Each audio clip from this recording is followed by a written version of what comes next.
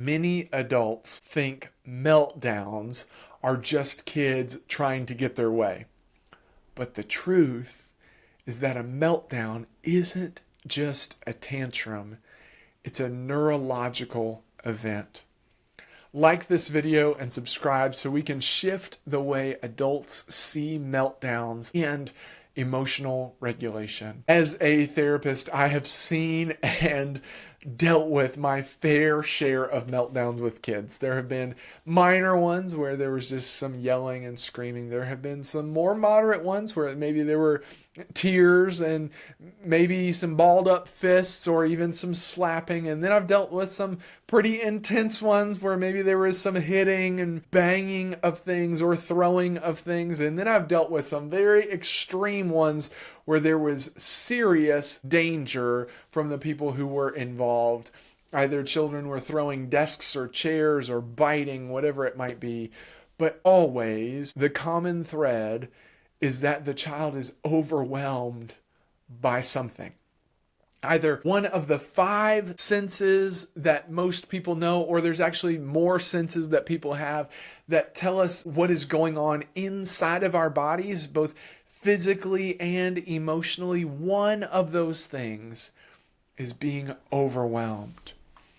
Meltdowns happen and tantrums often happen when a child's nervous system is overwhelmed.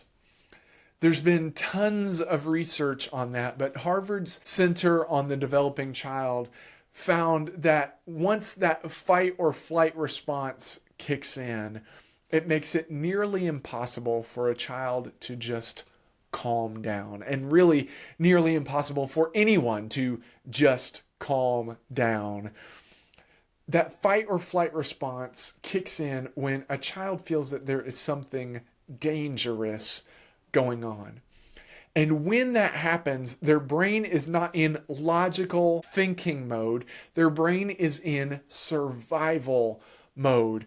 And calming down is not part of survival. Survival would be either getting away or fighting whatever it is that's causing this disruption. And sometimes it is fighting a person, but sometimes it's fighting back against a decision, or sometimes it's fighting with an emotion. It doesn't always have to be a physical fight. Sometimes it's this internal battle that you are witnessing from the outside, and saying to a child, just calm down, is not going to be helpful.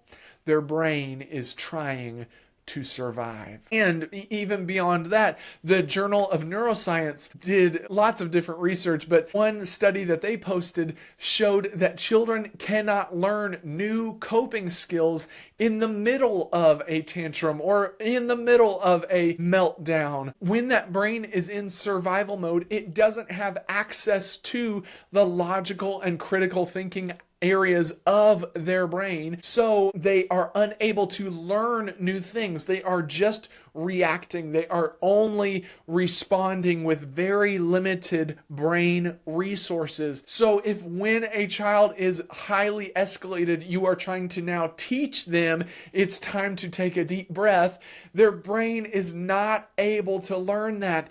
And then taking it even further than that, if a child is dysregulated, a lecture is not going to stick because their brain is not online. They are in survival mode. It also means that punishments in that moment are not going to be beneficial long term because the child's brain will not remember the lesson because they are only in survival mode. So many times when children are in meltdowns or tantrums or just showing dysregulated behaviors, adults want to shout at them to stop or lecture them or punish them, and all that is doing is creating more overwhelm within the child and will prolong this difficult behavior, not help re-regulate it. If a child is showing some of that disruptive behavior, some of that tantrum or meltdown behavior,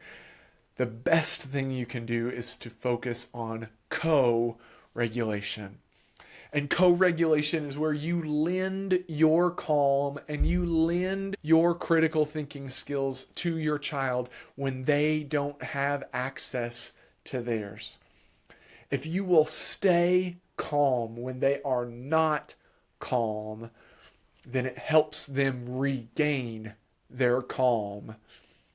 If you are shouting and making a huge deal out of it and reacting in big and loud ways, then your heightened sense will meet their heightened sense and it will only escalate. But if you are calm while they are up, then it will help bring their up down. Another thing you can do is remove stimulation. If it's loud, can you get them somewhere that's quiet? If there's a lot going on, can you pull them away from it? Can you even let them turn their back to it so that they are not seeing everything that's going on? Can you just help them get away from everything that's overstimulating them and help their brain come back online? Help them recover from that dysregulation. Then you can talk about what happened and how they can handle it better in the future. But as they're going through it is not the time to do it. You stay calm so that they can stay calm. If this changes how you see meltdowns, hit like and subscribe so we can build more understanding around emotional regulation.